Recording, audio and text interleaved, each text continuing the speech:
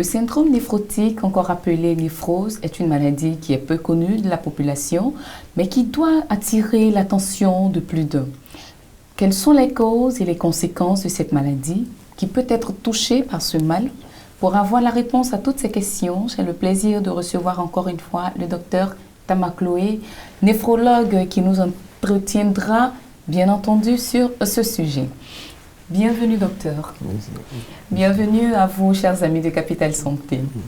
Alors docteur, vous qui êtes un spécialiste en néphrologie, qu'est-ce que c'est que le syndrome néphrotique?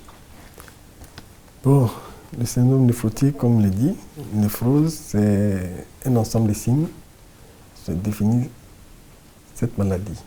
C'est une maladie du rein, c'est une atteinte des cavités glomérulaires, d'accord, qui parfois entraîne une augmentation de la perméabilité. Donc par conséquent, il y a une fuite qui s'effectue. D'accord.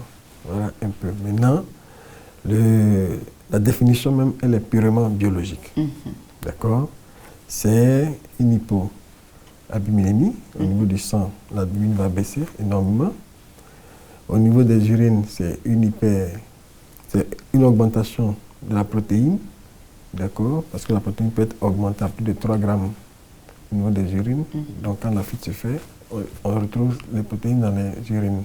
Au niveau du sang encore, on a le cholestérol qui est très élevé, l'hypercholestérolémie qu'on dit, ou bien les triglycérides sont très élevés. Donc ces ensembles de signes, quand vous avez ça, vous avez le syndrome néphrotique, qui a deux valeurs, qui peut être accompagné de certains signes. Lorsque on parle de syndrome néphrotique pur, quand il n'y a pas de signes d'accompagnement du tout. Mais donc, il y a d'autres facteurs, d'autres signes qui accompagnent une hématurie, que ce soit microscopique ou macroscopique. Hématurie, c'est quoi? C'est le fait de voir du sang dans les urines. On peut le voir comme ne pas voir au cours des examens. Donc, quand il y a un de ces signes ou une hypertension s'associe, on parle de syndrome néphrotique impur. Donc, le traitement, tout découle du traitement puis les causes éventuellement. Okay. Alors, docteur, prolifération ou libération des protéines dans les urines, comment est-ce que cela est possible?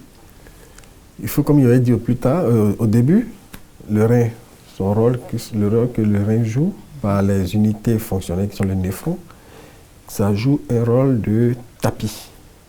D'accord?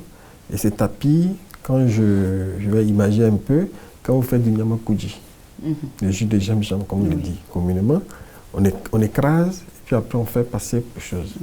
Des fois, il arrive qu'il y a des grosses boules de choses qui sont restées, qui vont être bloquées. D'accord? Ils sont bloqués par une serviette qui empêche, donc on recueille seulement l'eau. Les parties les plus simples, bien choses, on recueille. Donc vous voyez que le rein joue ce rôle éventuellement. Les protéines sont des grosses molécules qui circulent dans le sang et qui doivent passer au niveau de la barrière rénale, ne doivent pas passer. Mais s'ils arrivent à passer, ça veut dire que quelque part, ces néphrons sont lésés. Donc il y a lésion de ces capillaires qui laissent passer les grosses molécules au niveau qui se retrouvent dans les urines. La filtration se fait. D'accord. Alors, quelles sont donc les causes du syndrome néphrotique? Les causes, comme je le dis, sont multiples. Il y a les causes bactériennes, il y a les causes virales. Bactériennes, vous avez les pneumocoques, les streptocoques, surtout pour les angines chez les enfants. Et puis le pneumocoque, l'infection pulmonaire. Virale, vous avez l'hépatite B, l'hépatite C, et les VIH aujourd'hui.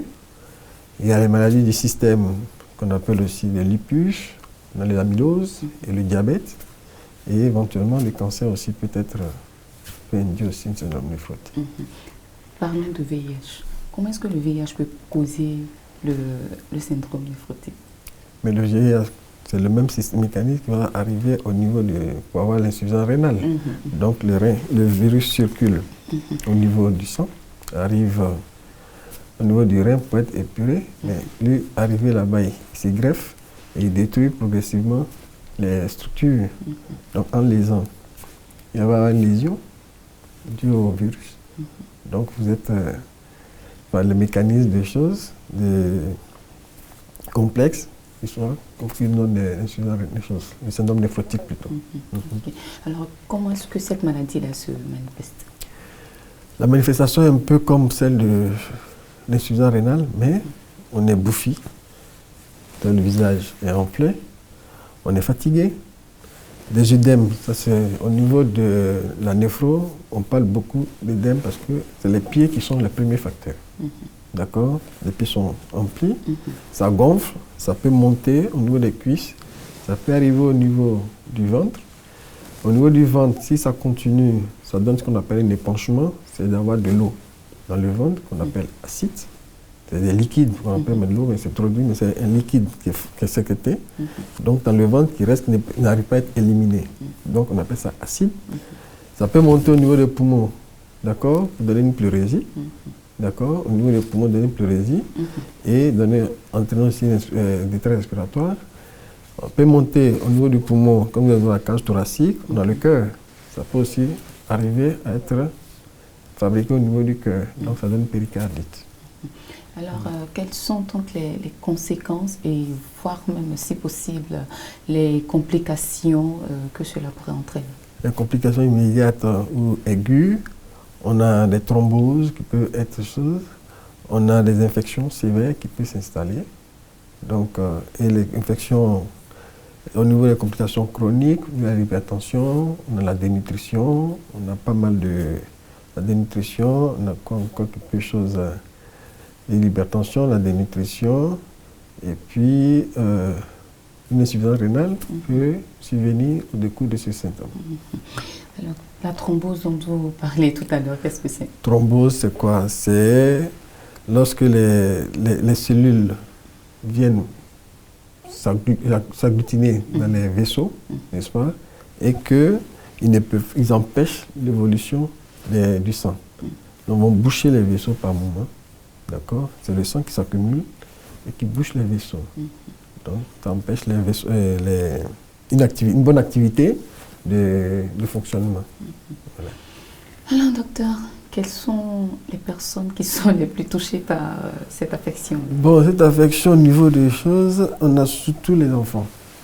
Surtout les enfants, c'est les jeunes, parce qu'au niveau des enfants, la jeunesse, on fait beaucoup plus les angines. Les infections oreillères, les infections pulmonaires, donc ces maladies, une fois que ces maladies sont là, il faut prendre des médicaments. Les médicaments, tout ça, ça détruit les structures rénales dont je parlais. Donc, on a en premier lieu les enfants. Il y a les grandes personnes, mais c'est rare par rapport aux choses. Mais la première personne incriminée, c'est les enfants. D'accord. Alors, qu'en est-il des atteintes du cerveau?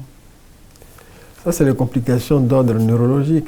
Quand ça évolue, lorsque n'est pas bien soigné ou bien n'est pas vu à temps, n'est pas bien vite diagnostiqué, on peut avoir des complications dans toute affection. Il y a des complications neurologiques parce que les toxines peuvent aussi atteindre le cerveau, les noyaux gris, donc qui peuvent entraîner des convulsions chez l'enfant. Donc voilà. Okay. Quand parle-t-on de syndrome néphrotique idiopathique de l'adulte as? En fait, le syndrome néphrotique idiopathique, en fait, quand il n'y a pas de cause évidente, mais l'adulte as, c'est un document qui est émis par le Haut Conseil, la Haute Autorité de Santé en France, qui est un protocole bien déterminé pour la prise en charge des patients du milieu professionnel qui ont un syndrome néphrotique, la prise en charge, bilan initial, le traitement, le suivi et les complications éventuelles. Donc c'est un, comment dirais-je, c'est un carnet de bord, un document de bord adressé aux médecins, d'accord, généralistes pour le suivi de ces patients qui sont éventuellement atteints. Alors peut-on parler de rémission ou de rechute chez les enfants? Il peut y avoir des rechutes dans toute maladie éventuellement. On pense que l'enfant, après le traitement bien codifié et tout, il se porte bien et puis après, dans le temps, et puis ça reprend. N'empêche que cela peut aussi avoir des risques graves. Oui, ça peut revenir. Quand ça revient, la guérison est beaucoup plus lente maintenant et ça met plus de temps. La rémission, c'est plus tard, elle peut survenir. Parce qu'au moment où on se dit que bon, nous sommes sortis d'affaire que le traitement est bien le suivi, ou si le suivi est mal fait, donc il peut y avoir une rémission. Quelle est donc l'ampleur de cette maladie-là sur le continent africain? Le continent africain, c'est bon. Comme c'est pas très connu, c'est souvent à l'hôpital, quand vous arrivez, on vous fait savoir que c'est le diagnostic qu'on vous donne, que c'est un syndrome néphrotique. Mais sinon, au niveau, quand vous prenez la population des enfants, c'est quand même assez important. L'ampleur est importante. Alors, syndrome néphrotique grossesse, quels sont les risques d'abord pour le fœtus et ensuite pour la mère? Le fœtus, il y a tout ce qu'il y a comme... il y a l'évolution, parce que quand la maman est enceinte, le ventre va évoluer. Donc, il y a la communication qui va se faire. Au lieu de donner, la mère-enfant, au lieu de donner des éléments nutritifs à l'enfant, c'est plutôt des toxines qui vont arriver. Ces toxines arrivent, ça va entraîner soit une hypotrophie. L'hypotrophie, c'est quand l'enfant n'est pas bien développé. Au niveau du ventre, la sortie, logiquement, l'enfant soit entre 2,5 et 3 voire 4 kg. Vous allez avoir un enfant de 1 kg. Bon, c'est aussi des risques, l'hypotrophie. Et éventuellement, il peut y avoir une mort fétale. Maintenant, chez la maman, étant donné que le poids a grandi, que le rein souffrant, vous avez ce qu'on appelle un prééclampsie avec des œdèmes, parce que la tension ne va pas céder. Avec l'obstacle, la tension ne cède pas. Vous avez des prééclampsies qui peuvent conduire au coma. On peut avoir une insuffisance rénale, éventuellement aussi, qui peut s'installer. Alors, quel rapport existe-t-il entre l'hypertension artérielle et ce syndrome-là? Quel rapport entre l'hypertension artérielle et le syndrome néphrotique? Je vous ai déjà dit au départ que le rein joue un rôle hormonal, qui est endocrinien, qui rentre dans le système rénine-angiotensine et intervient dans la régulation de la tension. Donc, s'il y a un bascule et que la rétention sodée est importante, la tension va monter. Donc, c'est voilà pourquoi on dit vous avez un syndrome néphrotique pur ou impur, parce que lorsqu'elle est impure, il y a une hypertension qui est associée. Donc, le rein est le facteur commun. Et qu'en est-il du syndrome pur? Syndrome pur, vous avez uniquement les fuites. La définition, comme je l'ai dit, les fuites urinaires, les fuites de protéines et l'albuminémie qui est basse. D'accord? Vous n'avez pas d'hématurie, vous n'avez pas d'hypertension associée. Et donc, le traitement varie en fonction de ce que vous avez comme pathologie. Okay. Alors, le syndrome néphrotique aussi peut agir sur... peut provoquer, comment je peux appeler ça, la drépanocytose ou causer une anémie? Le syndrome néphrotique peut causer une anémie dans la mesure où il y aura une dénutrition, la femme ne va pas bien manger. Donc, le rein ne sécrète pas les éléments pour rentrer dans la constitution de l'hémoglobine. D'accord? L'anémie peut entraîner, éventuellement, il y a l'anémie, il y a la dénutrition. Donc, vous voyez que le syndrome à lui-même n'est pas bon pour l'enfant. Ok. Alors, existe-t-il des comportements à risque? Comportements à risque, comme il dit dans les causes, il faut éviter les maladies.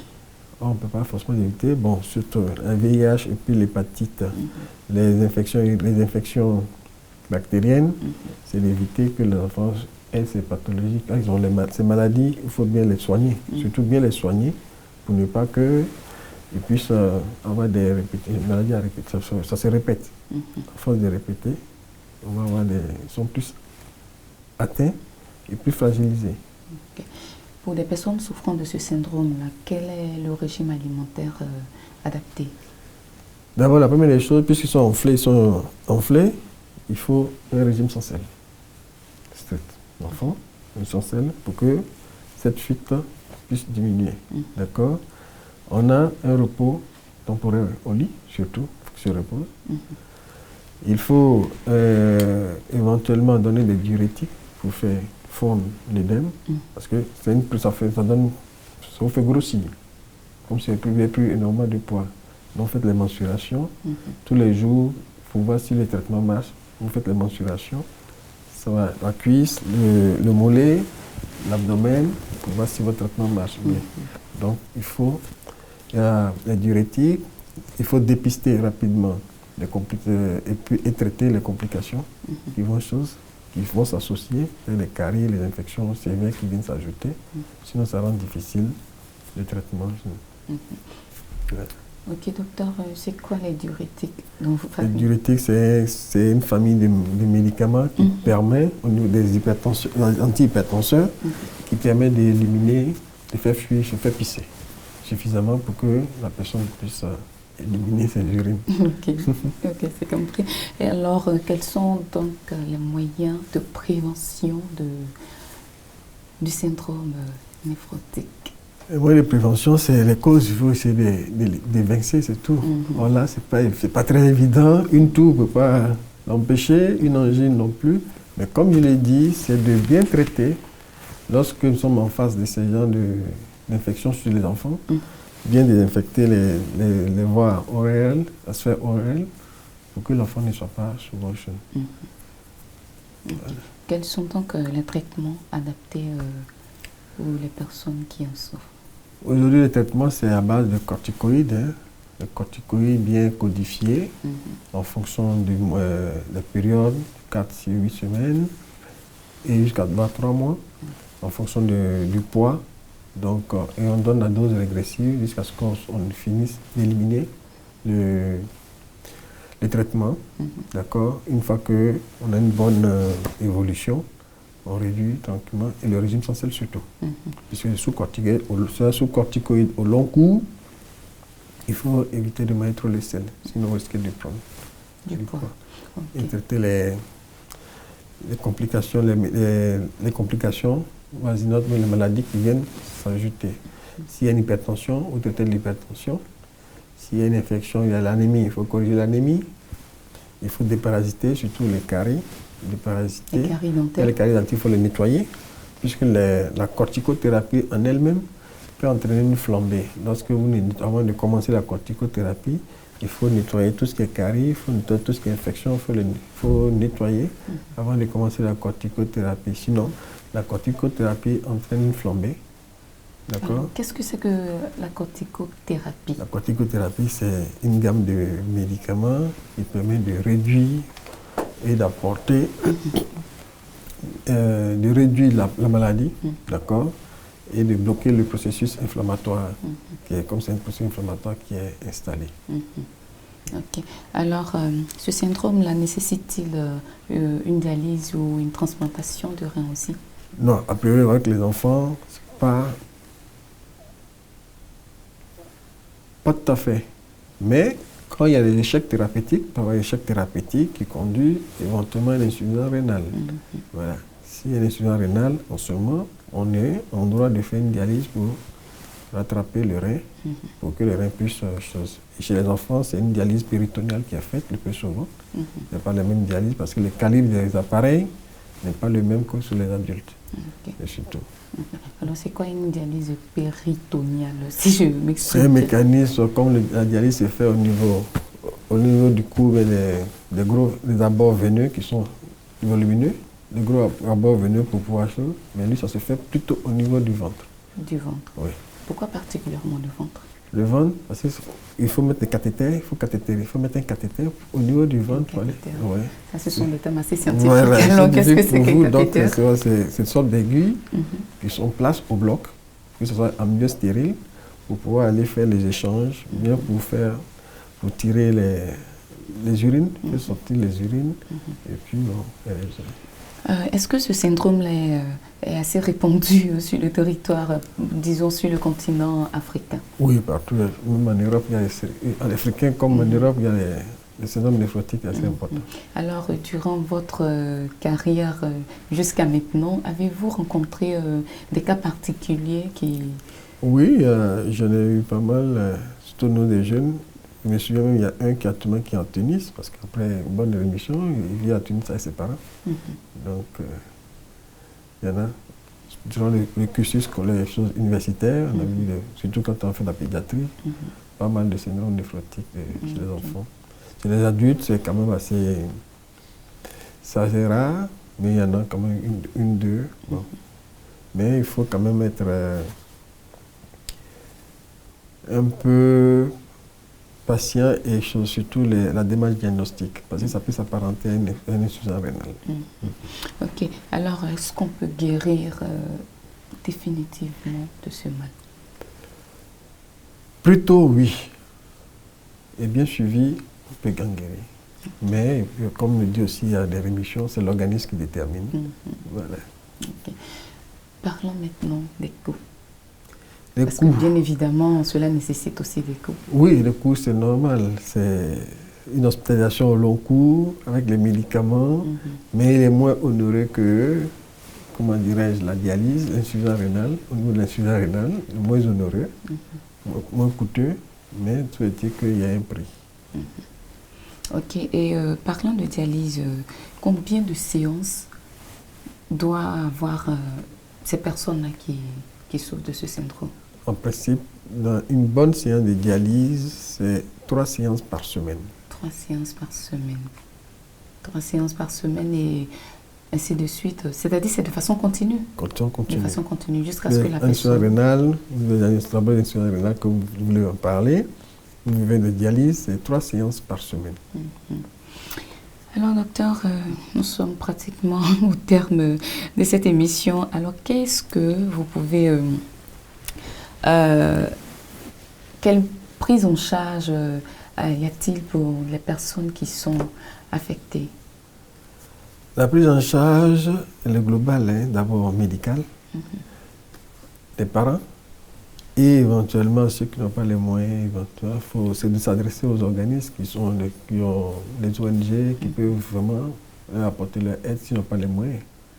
Donc c'est ce que je pense qu'ils peuvent se tourner vers ces organismes pour les aider et être vraiment armés. Il faut, parce que c'est pas facile, toute maladie n'est pas facile à gérer. D'accord? Surtout quand c'est l'enfant, moi son enfant, on espère que son enfant aille loin dans les études et puis l'enfant est à votre charge encore pour pouvoir s'en occuper toute votre vie. C'est pas évident. Alors, pour ces personnes-là qui souffrent de ce syndrome, comme vous venez de le dire, c'est vraiment pas facile. Alors, comment est-ce qu'on peut aider ces personnes-là? Parlons de l'entourage de ces malades. Comment aider ces personnes à mieux vivre leur maladie? Alors, je pense que très souvent, il faut, ce qu'on manque un peu, peut-être on ne fait pas toujours, c'est d'avoir une prise en charge psychologique de l'environnement, des parents d'abord, et puis l'environnement, pour qu'on puisse les aider. Tout malade doit être aidé, doit être accompagné dans sa maladie, quelle que soit sa maladie. Donc c'est une prise en charge psychologique et puis leur apporter les aides, puis se tourner vers les assistantes, les assistantes sociales pour pouvoir gérer leurs soucis. Aussi, pour parler du cancer, nous savons que quand un sujet a le cancer, il y a certaines thérapies que cette personne-là doit suivre. La chimiothérapie. La chimiothérapie. Alors, parlons de chimiothérapie. On voit un peu les conséquences qu'elle a sur le physique de cette personne. Peut-on dire qu'il en est de même pour le syndrome? Vu ces différentes thérapies, ces différents traitements-là. Oui, parce que les corticoïdes en eux-mêmes peuvent, au long cours, engendrer d'autres problèmes. D'accord? Il y a l'ostéoporose, c'est ramollir les os de l'enfant. Donc, le développement ne se fait pas correctement. Il peut y avoir aussi des chutes de cheveux. Donc, tout à dire que les médicaments aussi sont faits pour nous aider, mais des fois, ça se retourne contre nous parce qu'on est en permanence en train de prendre des médicaments.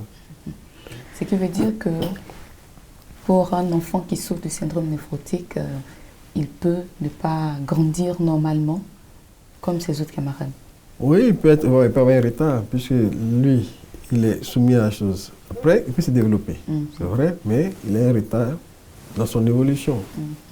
Alors, il n'y a pas d'autres conséquences qui peuvent survenir au niveau du cerveau de cet enfant-là? Donc, s'il y a une atteinte, pourra être normal comme les autres? Sans problème. Sans aucun problème. Oui, s'il n'y a pas eu de complications neurologiques qui sont installées en ce moment pour qu'il y ait des convulsions, pour que l'enfant soit chaud, non, on peut y réfléchir. Et dans ce cas-là, il peut vivre parfaitement sans problème, sa vie. Lorsqu'il est guéri, il n'y a pas de problème. Alors, parlons un peu du sujet lui-même. Le sujet lui-même, certes, il doit avoir, c'est-à-dire cette attention-là de son entourage pour pouvoir vivre. Maintenant, il arrive des cas où dans certaines maladies, on demande au sujet lui-même de fournir des efforts. Alors, qu'est-ce que le sujet lui-même peut faire pour améliorer son état de santé? Non, oui, lui-même, il apprend à se connaître. Très souvent, ils apprennent à se connaître eux-mêmes. Très, très intelligents. Et c'est de l'orienter, le guider. Il faut lui dire ce qu'il doit savoir, il faut l'informer, il faut qu'il se forme. Aujourd'hui, c'est facile pour tout le monde. Vous avez besoin, quand vous êtes préoccupé par les NTIC, vous pouvez facilement lire tout ce que vous voulez, avoir les informations que vous voulez, et puis on vous oriente en fonction de votre maladie. C'est de les soutenir et de les accompagner. Ces sujets-là aussi peuvent-ils toujours pratiquer le sport? Oui. Comme tout le monde. Oui, si c'est sans attaque, si une rémission sans attaque, il va. Mais il ne faut pas exagérer, c'est tout. Sinon, le sport entretient aussi l'organisme. Alors cela peut aussi avoir des répercussions quand même sur la reproduction, n'est-ce pas? Non. Dans la mesure où c'est un être humain qui évolue, donc il n'y a pas de souci. S'il est guéri, il n'y a pas de problème sur son anatomie. D'accord. Ok. Nous sommes déjà malheureusement au terme de notre émission. Merci. Alors quels conseils, comme il est de coutume, quels conseils que vous pouvez donner non seulement à ces personnes-là qui assistent, ces personnes qui vivent avec ce syndrome et également aux malades? Simplement dire qu'il faut s'armer de courage, ne pas se désespérer, ne pas désespérer du moins. Aux malades, ils n'ont pas cherché, mais c'est une croix à porter. Et avec leur aide, et surtout être fort, le mental joue beaucoup. Une fois qu'ils sont forts mentalement, ils arrivent à vaincre tout ce qu'ils veulent.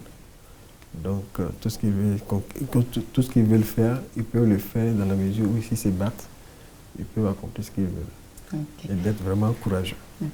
Merci beaucoup à vous, docteur, d'avoir répondu à notre invitation. Voilà, chers téléspectateurs, c'est ici que prend fin notre émission. Merci de nous avoir suivis et nous nous donnons certainement rendez-vous pour un autre numéro de Capital Santé. Au revoir. Merci.